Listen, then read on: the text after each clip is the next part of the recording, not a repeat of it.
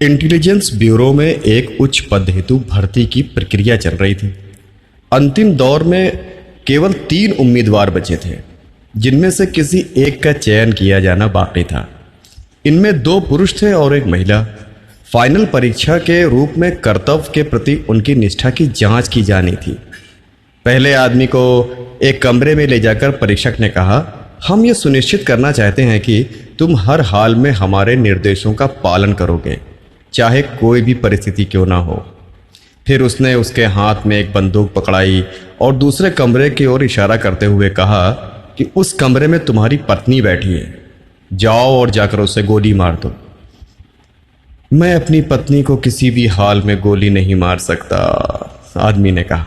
तो फिर तुम हमारे किसी काम के नहीं हो, तुम जा सकते हो, परीक्षक ने कहा। अब दूसरे आदमी को बुलाया गया। परीक्षक ने उसके हाथ में एक बंदूक पकड़ाई और दूसरे कमरे को इशारा करते हुए कहा, उस कमरे में तुम्हारी पत्नी बैठी है, जाओ उसे गोली मार दो। आदमी उस कमरे में गया और 5 मिनट बाद आंखों में आंसू लिए वापस आ गया। मैं अपनी प्यारी पत्नी को गोली नहीं मार सकता, मुझे माफ़ कर दीजिए, मैं इस पद के योग्य नहीं हूँ। अब अंतिम उम्मीदवार के रूप में केवल महिला बची थी। उन्होंने उसे भी बंदूक पकड़ाई और उसी कमरे की तरफ इशारा करते हुए कहा, उस कमरे में तुम्हारा पति बैठा है, जाओ और जाकर उसे गोली उड़ा दो। महिला ने बंदूक ली और कमरे में चली गई। कमरे में घुसते ही फायरिंग की आवाज़ें आने लगीं। लगभग 11 राउंड फायर होने के बाद कमरे में चीख पुकार उठा पटक की आवाज़ें आनी शुरू हो गई। ये क्रम लगभग 15 मिनटों तक चलता रहा। उसके बाद खामोशी छा गई। लगभग 5 मिनट के बाद कमरे का दरवाज़ा खुला और माथे से पसीना पोंछते हुए महिला बाहर आई।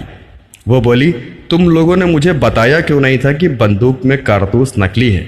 मुझे मजबूरन उसे पीट पीट कर मारना पड़ा।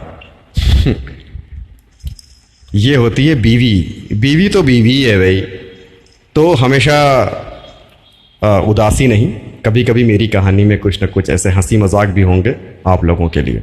Thank you. आप सुन रहे हैं बासित को।